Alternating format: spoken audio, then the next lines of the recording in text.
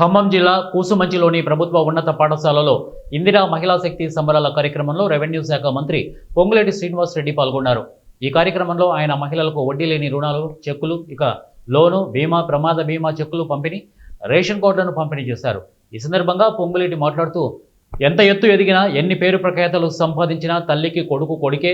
నాకు నా పాలేరు నియోజకవర్గానికి తల్లి కొడుకుల సంబంధమని, మీ అందరి దీవెనలతో నన్ను ఆశీర్వదించి నన్ను అసెంబ్లీకి పంపించినందుకు ఎల్లప్పుడూ రుణపడి ఉంటామని అన్నారు.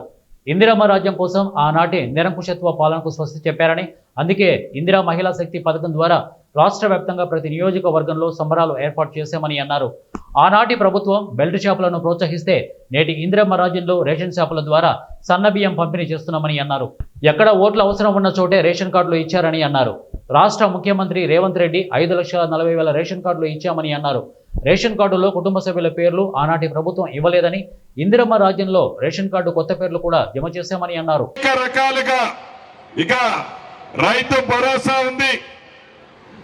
ధనిక తెలంగాణ రాష్ట్రంగా ఆనాటి ప్రభుత్వం 10,000 రూపాయలు ఎకరానికి 2 విడతల్లో ఇస్తే 12,000 రూపాయలు 2 విడతల్లో మొన్ననే ఇచ్చాం. 9 రోజుల్లో 9,000 కోట్ల రూపాయలు మీ సెల్ ఫోను టింగ్ టింగ్ టింగ్ టింగ్ అనే విధంగా 9,000 కోట్ల రూపాయలు రాష్ట్ర రైతన్నులకి రైతు భరోసా కార్యక్రమంలో మీకు జమ చేసిన ప్రభుత్వం మీరెన్నుకున్న ప్రభుత్వం. అంతేకాదు, నేను గ్రామీణ ప్రాంతాలకు పోయినప్పుడు చూశాను. నా ఆడబిడ్డలు, నా కొడుకు డిగ్రీ చదివాడు, ఇంజనీరింగ్ చదివాడు, నిరుద్యోగిగా ఉన్నాడు అని అనేక మంది ఆడబిడ్డలు అడిగిన సందర్భాలు కోకొల్లలు ఉన్నాయి.